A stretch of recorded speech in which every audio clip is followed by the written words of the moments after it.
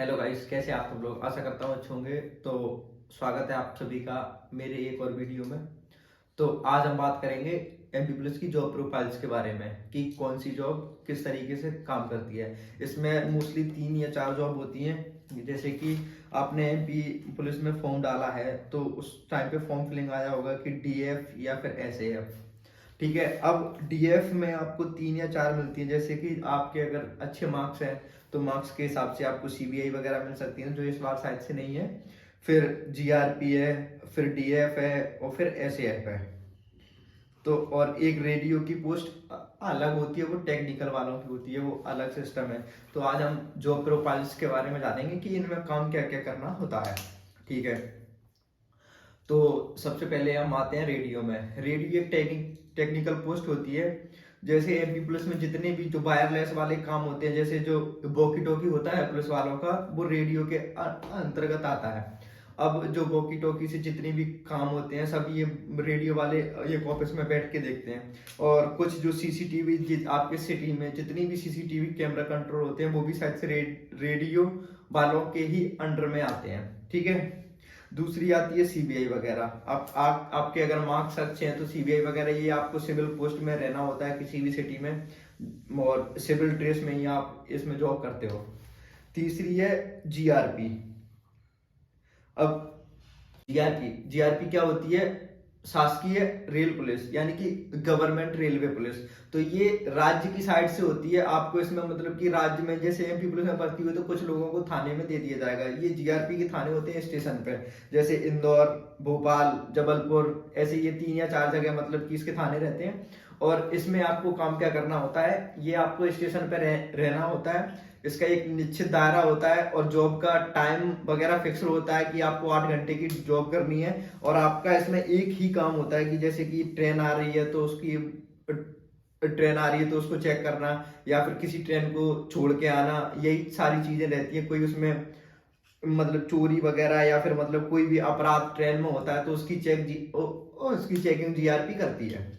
और जीआरपी में मतलब थाने से जैसे कि कोई भी रेलवे से संबंधित अपराध होता है तो वो जीआरपी के अंदर में आता है।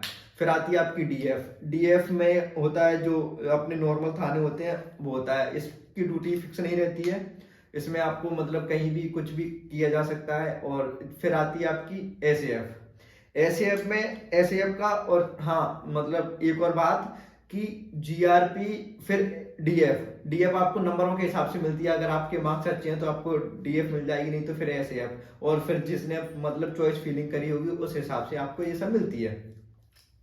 और तो आपको डीएम में क्या करना पड़ेगा, आपको थाने की रक्षा के लिए लगा देंगे, कभी कभी रात में गश्त वगैरह के लिए लगा देंगे। तो शुरू शुरू में वो आपको काम वगैरह सिखाते हैं, तो थाने की मतलब सिक्योरिटी वगैरह ऐसी चीजें डीएफ में आपको करनी होती है। फिर आती है एसएफ। एसएफ में सिलेक्शन कैसे होता है, जैसे आपने चॉइस फिलिंग करके कोई जिला डाला है, अगर उस जिला डाला है आपने, और एसएफ में ये है कि आपको वो जिला सोच रहे हो कि मेरे मार्क्स ज्यादा है तो वो जिला, ऐसा एसएफ में नहीं होता। एसएफ में ये होता है कि जहां की जगह खाली है, जैसे कि मान लो कि आपने डाला है इंदौर और जगह खाली है एसएफ बटालियन में बालाघाट में, तो आपको बालाघाट ही मिलेगा। तो जहां पर भी जगह खाली होती है एसएफ वो चीजें मिलता है। एसएफ में फैमिली वालों के लिए भी क्वार्टर वगैरह का सिस्टम रहता है। और एसएफ का सबसे मतलब एसएफ में ट्रांसफर बहुत ज्यादा होते हैं, सबसे बड़ी बात ये है। हाँ, लेकिन जिस भी लड़के को पढ़ाई करनी है, और एसएफ में 3 या 4 घंटे का काम रहता है। और इसमें मोस्टली ड्यूटी क्या रहती है कि जैसे कि आप किसी मंत्रियों के साथ बॉडीगार्ड है तो वो एसएफ वाले होते हैं। जजों के बंगले हैं वहां पे जो बॉडीगार्ड है वो एसएफ वाले होते हैं।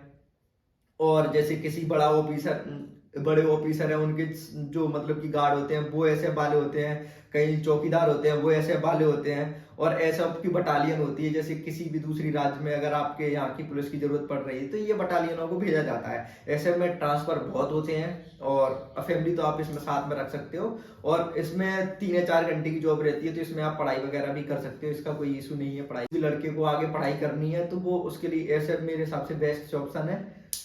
मेरे हिसाब से क्या, सभी के हिसाब से बेस्ट ऑप्शन है, क्योंकि ऐसे में वर्कलोड बहुत ज्यादा रहता नहीं है। हाँ, ट्रेनिंग इसकी थोड़ी हार्ड होती है लेकिन उसके बाद ज्यादा वर्क रहता नहीं है। और आपको मतलब एक बटालियन में रहना पड़ेगा और अपना काम वगैरह भाई 3-4 घंटे का काम रहता है, उसको करके आप अपनी पढ़ाई पर दे सकते हो। मेरे मतलब भैया वगैरह जो एसएफ में हैं एक आध, तो वो उनका है कि वो लाइब्रेरी वगैरह भी ज्वाइन किए हुए हैं और मतलब एसएफ में जॉब कर रहे हैं। तो एसएफ में अगर पढ़ाई के पर्पज से आगे आपको बड़ी तैयारी करना है तो एसएफ उनके लिए बेस्ट ऑप्शन रहेगा। तो जिन भी से गलती से भी अगर एसएफ भर गया या फिर वो पढ़ना चाहते हैं आगे, तो बिल्कुल भी टेंशन ना लें, ऐसे उनके लिए बेस्ट ऑप्शन रहेगा।